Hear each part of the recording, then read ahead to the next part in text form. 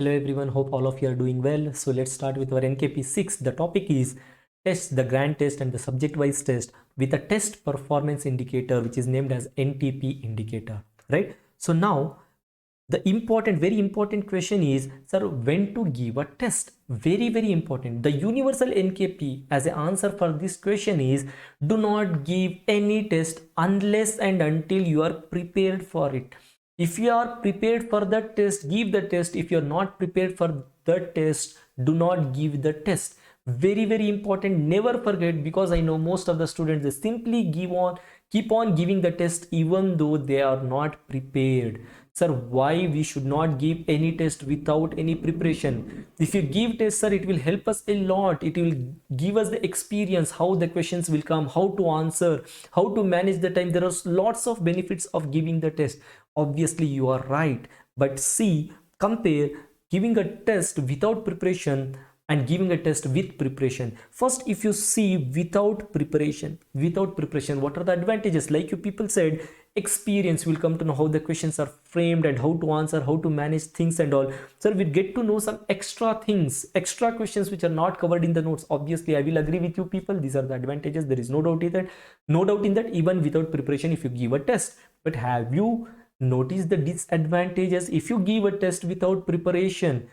If you are not revised, if you are not prepared well, then you don't remember most of the things. If you don't remember most of the things, then you will get less marks in that test. If you get less marks, that will demotivate you, right? Most of you, I know that you have given so many GTs. My question is, have you prepared for the GTs? No, not possible. How can you prepare for the GT at this period of time, right? So have you revised, have you read all the 19 subjects? Have you revised all the 19 subjects? No, then it's not the ideal time to give the GT. If you have given the GT, I don't think you would have crossed 60%. Most of you would have scored below 60 or below 50%. So less marks, obviously that's the poor performance, that will demotivate you. Most of the students ask me, sir, what to do in the GT? I'm not even getting 50%. You are not prepared. It's not the time to give the GT. That is the answer. That is the answer. So now if you see, sir, if we give a test with preparation, so what are the advantages if you give a test with preparation? So the first advantage is recall. If you have prepared and if you are giving the test, you try to recall the answer, you try to remember the answer, you try to search for the answer in your brain where it is hidden, right? So this is what is the very important advantage. This is why we tell, give the test, solve the questions. Why? You try to remember, you try to recall, you try to search for the answer in your brain. That will create stress to your mind, that will increases the synapses in your brain, that will convert short-term memory into long-term memory. So this is the main benefit which you will get only if you have prepared. If you are not prepared, when there is nothing in your mind, where you will search in your mind, right? So next, second important thing, obviously because you have prepared, you will remember most of the things and you will get good marks. That will motivate you, that will give positive energy, that will boost you up to perform better in your next tests, right? Whether it is grand test or subject wise test. And what are the disadvantages if you give the exam with preparation? Answer is, there are no disadvantages. Answer is, there are no disadvantages. So that's why I'm telling you guys, though you have advantage of giving the test without preparation, that advantage is least important compared to the disadvantage, the big disadvantage, that is demotivation. Do not give any test without preparation. If you prepare and if you give the test, that will help you to convert short-term memory into long-term memory, that will motivate you, good marks will motivate you, and there are no disadvantages, right? So now, sir, if you tell like this, then when to give the grand test, when to give the GTs? This is the most commonly asked question. So answer is, when to give SWTs and GTs, that is subject wise test and grand test. So answer for that is that, so during the classes, while attending the classes, always give subject wise test, not the grand test. During the first revision, also give subject wise test, not the grand test. Once you finish your first revision, now what has happened? During your classes, you have given first reading. During the first revision, you have revised once all the 19 subjects. Now you have, even though you feel you don't remember anything even after your first revision, but you have some confidence, okay fine, all the 19 subjects I know something. Now it's the time to start GTs. So start the GT along with your second revision and give the GTs every week along with your second revision. Once your second revision is over, after second revision onwards, give the GTs every 5 days, one GT every 5 days. So during second revision, every week, every 7 days, after second revision, every 5 days. So now this is the time to give GT, and this is the time to increase your performance, GT to GT. Very important, never forget. Very important, right? Now, sir, how many questions to be answered? How many questions to be answered? How many questions to attempt in any exam? So answer is, the test without negative marking, obviously no need to worry, answer all the questions, 100% of the questions. But obviously our exams, whether you take INI, CET or the NEET, so our tests are having negative marking. So you need to attempt 92 to 97%. This is the range. Average is 95%, but not less than 92%. See, most of the students, what they think is that they answer less number of questions. They answer 240 to 260 questions. Most of the students thinking that if they answer more, because of negative marking, their performance will come down. Obviously what you think is right, but already if you are answering less, if you are attempting less, obviously your negative marking will come down, but chances of your percentage of your answers which are right, that also will come down, right? So the answers, the percentage of answers which are right, that will also come down along with the percentage of answers which are wrong. So overall your performance will come down if you answer less than 92%. That is not a wise idea. So the wise idea is to attempt from between 92 to 97% of the questions. For example, if you take the NEET exam, 300 questions are there. So 300 questions out of 100, if you take average 95%, out of 100 you need to attempt 95. So 95, 95, 95. So the 285. So at least you need to attempt 285 questions. 285. Sir, what if we don't have confident with 285 questions? Obviously, you know at least something, you can guess. Obviously, if you don't know anything at that time, you can leave. But if you know something, try to answer at least. So the best number of questions to be attempted is between 281 to 285 out of 300, according to me. So the best number of questions to be attempted is between 281 to 285, not less than that, not less than 280, not less than 281. And obviously 92% means it will come around 274, right? So 8 3 is 24, 276. 92% means 276, right? 97% means it will come around 291 questions. So you can answer between 276 to 291 questions, but the best number of questions to be attempted, according to me, is between 281 to 285 out of 300, right? So with this, now next important question is, sir, how we should understand that we are performing better? What is the score we need to get? What is the rank we need to get, right? So if you're giving a test, means you need to know where you stand in that test. For that, there is an indicator, that is NTP indicator, that is nothing but Nasir's test performance indicator, right? You are seeing the indicator here. So this indicator is based on percentage of questions answered right. So very important. See, most of the times we compare with the rank. So never compare with the rank. We compare with others, never compare with others, right? We look for the marks what we have obtained. Not important to look for the marks what you have obtained. What is important is look for the questions which you have answered right. That is the best indicator. For example, if you take the NEET exam, see, total number of questions, you already know total number of questions are 300, right? So number of questions to be attempted, number of questions to attempt.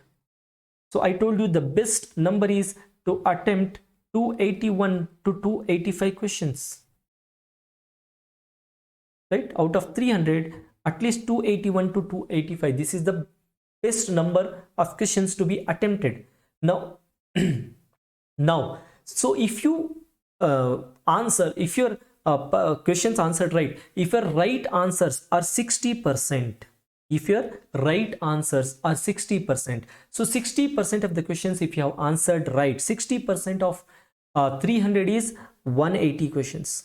60% of 300 is 180. So your 180 questions are right out of 281 or 85 what you have attempted.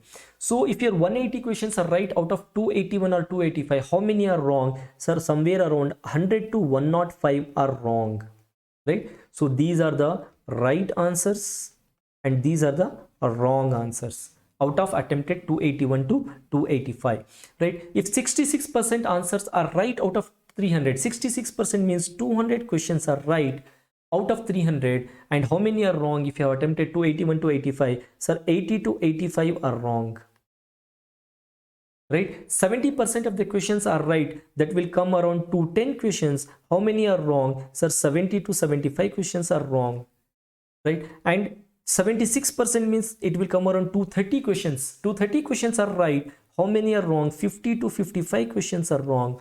And 80% means 240 questions out of 300 are right, right? And how many are wrong? Sir, 40 to 45 questions are wrong. So all these things I'm telling you, out of 300 questions, if you are attempting 281 to 285, which is the best number to be, which is the best number to follow. So out of this, if you are doing this much questions right, then what is the performance, what it will indicate? See, 180 to 200, that is 60 to 65%, your performance is okay. Below 60% is poor performance. 66 to 70% your performance is good. 70 to 76% your performance is very good. 76 to 80% it's an excellent performance. More than 80% it's outstanding performance. I'm telling you, this is the percentage of questions which you have done right, Sir, how you will say this is poor performance, okay, good, very good, excellent and outstanding? If you compare the marks of the previous year NEET students who are given the previous year NEET, so if you get 60%, if you do 60% of the questions right, then your rank will be approximately I'm telling you, within 25k. Your rank will be approximately within 25k for 60% of the marks, 60% of the questions if you answer right. If you answer 66%, that is 200 questions right, then your rank will be approximately within 10k, 10,000. And 70% your rank will be approximately within 5k, that is 5,000.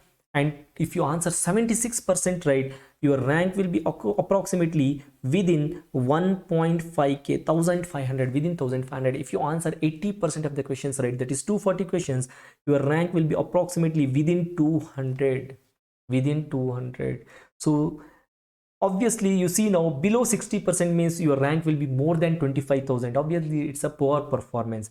60 to 66%, your rank is between 10,000 to 25,000. Obviously you can say it is okay, you cannot say it is good.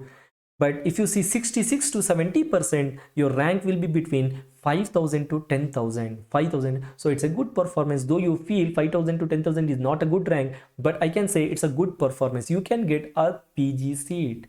You can get a PG seat, not of your choice, but you will get a PG seat. So what about 70 to 76%? 70 to 76%, you will get a PG seat of your choice, and also maybe you will get a college of your choice. Maybe if you get 76 to 80%, your rank will be between 200 to 1.5k. You will get the seat of your choice and even the college of your choice. After 80%, you will get anything whatever you want, right? Now this is the performance indicator what you have to follow, and obviously never forget this range, 66 to 76%. This is what you need to keep in your mind. And obviously if you want to make cutoff is 75. If you want to make one best cutoff, 70%. If you reach 70%, your rank will become within 5k. That is a very good rank. At least you will get a seat of your choice, right? So target for 70% always, minimum,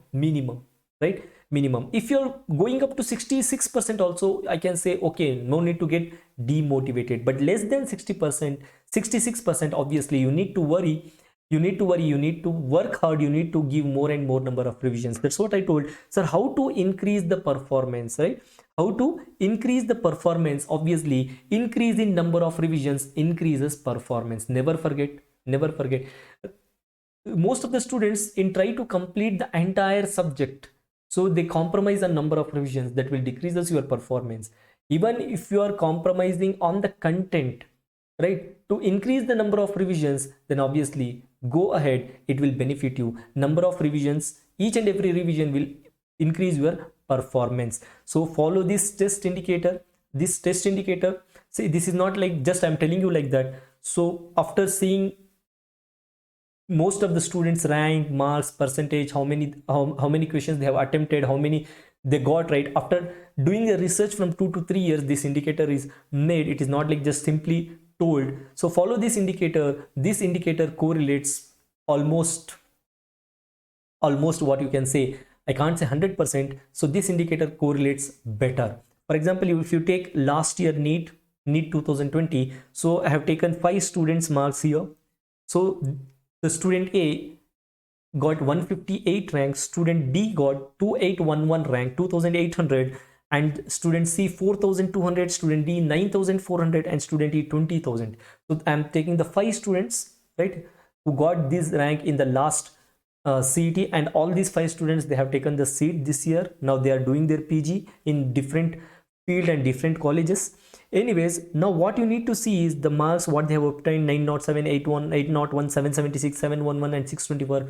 But what I have told is, forget about the rank, forget about the marks. What you need to see is number of questions attempted. If you see the number of questions attempted by these students, 97.6%, 99%, say almost out of 300, this guy attempted 299 questions. This guy 293, 284, 289. So this guy attempted very less number of questions. Whatever, most of the students, they are answering more than 95% of the questions, right? 285, that's what I told. 281 to 285 is the better number. They are not answering less. From 158 rank till 10,000 rank, they are attempting more than 95% of the questions. You need to attempt more. One thing you need to remember, do not attempt less like how this person has done. Just 256 is not a good number, right? This is very less, very less. Obviously it will decrease your wrong answers, but it will decrease your wrong answers, but it will decrease your right answers also, right? One wrong answer is reduced means 1 mark is reduced. One right answer is reduced means 4 marks are reduced. You remember that, right? So that's why now you look for the right answers, right? Our indicator is based on this number of questions answered right. So this guy, student A, 240 questions answered right out of 293 questions attempted. So 240 questions answered right means 80% answered right, right? So out of 293, 53 wrong. 53 wrong means he lost 53 marks. Okay, anyways, 242 he answered right. That means 80% he answered right.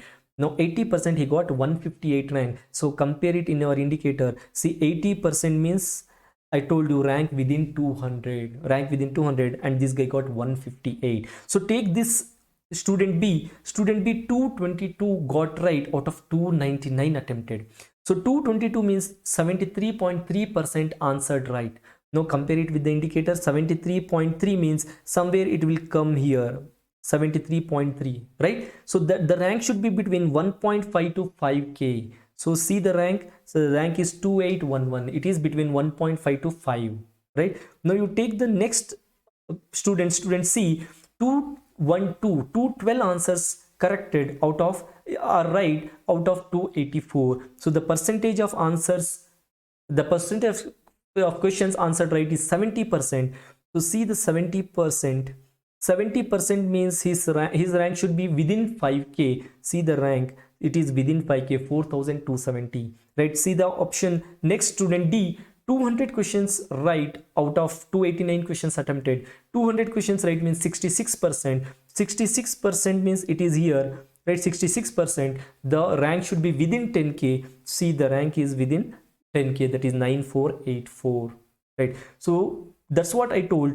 Follow this indicator. Do not compare your marks or rank with others. Give the test and try to improve your performance. If you are not reaching 66%, that means you need to work hard. You need to increase your number of revisions. Once you reach 66%, that means you are within the safe zone. We are within the safe zone. There are high chances that you will get a PG seat if you cross 66%. And if you are reaching 70%, means it's well and good. Or more than 70%, awesome, right? So if you want to keep one cutoff, obviously keep 70% as a cutoff and try to reach 70% and try to reach that 70%, right? 70% means number of questions answered right should be 70% out of total number of questions. So try to reach the 70%. If you're not reaching 70%, it's okay. Try to cross at least 66%. Try to cross at least 66%. So with this, now we have understood how to give the test, when to give the test, when to give GTs, when to give the SWTs, and never compare your marks and rank with others. Always compare your marks with this NTP indicator and increase your number of revisions so that you can increase the performance. With this, all the best, read well, revise well. Thank you.